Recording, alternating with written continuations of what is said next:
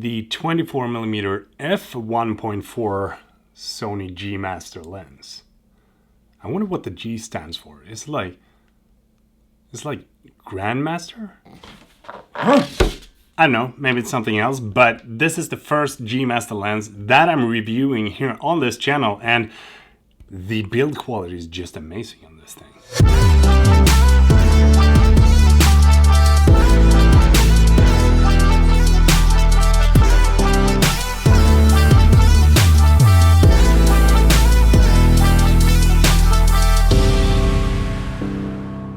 Before we jump into the review, I just want to say a huge thank you for all the support that I'm getting from you guys. You rock. I really appreciate every single one of you that are dropping comments, giving me feedback, thumbing up my videos, and, you know, supporting me in all those crazy ways that only you can support me in. Let's talk about the lens, shall we?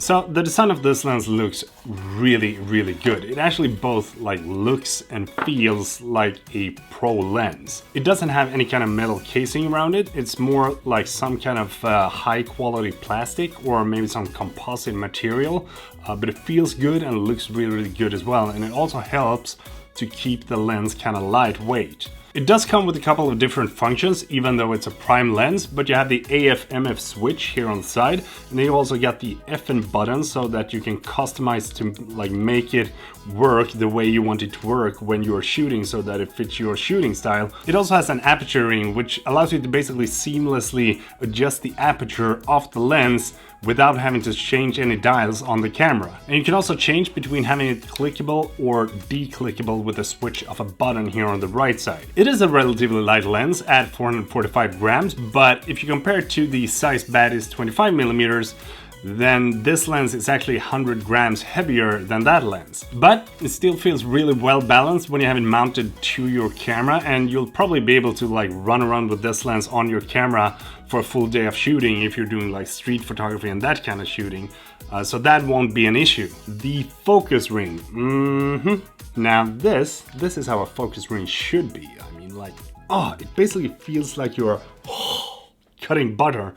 It also has this rugged rubber covering it, which is something that I personally like because I think that this makes it feel more professional. It feels really good to have this kind of rubber on zoom rings and focus rings like this. The aperture ring of the lens has a really good resistance to it when it's clicked, so that you won't mistakenly rotate the ring.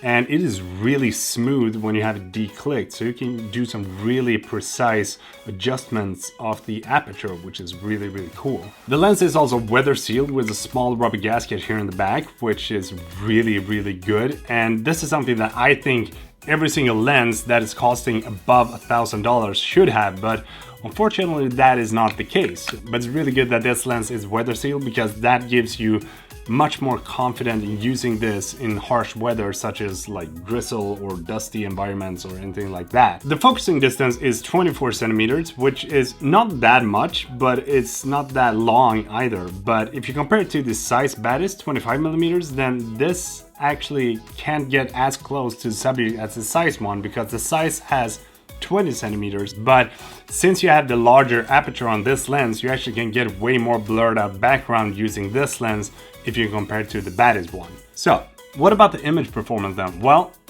this lens is probably one of the absolute best lenses that I've used ever.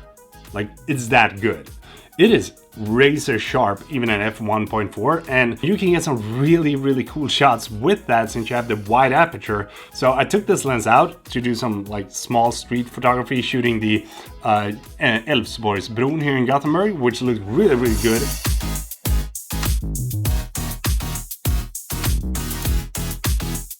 And you get some really nice blurred out foreground or background depending on what you're shooting. And the bokeh that you get from this lens looks really professional. It's really creamy, really smooth, and it gives you this professional look that you want to have from a lens in this price range. The autofocus works flawlessly both for images and videos, and I haven't experienced any kind of issues with it at all. You can basically do every single combination that you can do in camera and this will handle it. Like, it's that good. And when it comes to the video performance, it is a champ. Like, it is really good. It gives you this really blurred out background, and I actually shot one of my latest videos using this lens, and it gives you this really shallow depth of field, really blurred out background, and a really like overall good look to your videos. And the autofocus in this thing is basically completely silent, so using a shotgun mic or anything like that on camera won't be an issue because you can't hear the lens at all when it's focusing.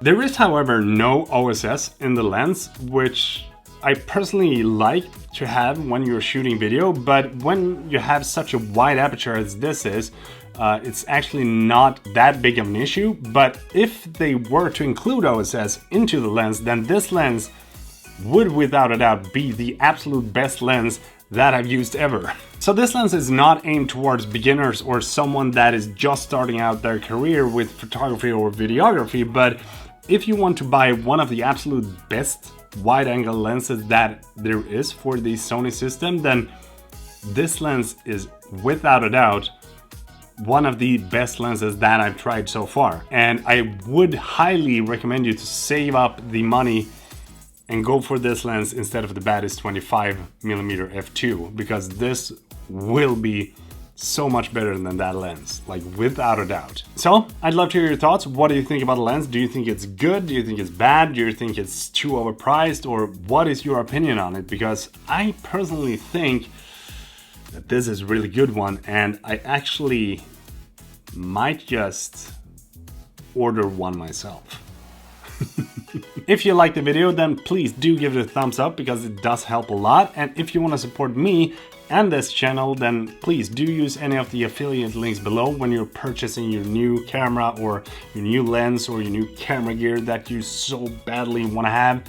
That'd be really appreciated as well. If you haven't subscribed, that'd be appreciated too. So thank you so much for watching, and until next time, take care and have a good one. Huh? You thought I left, huh? You thought I paused the video, huh? Nah, I'm not gonna do that. You thought I paused again, right? Huh? Nah, okay. See you in the next video. Hope you enjoyed this one. Thanks for watching.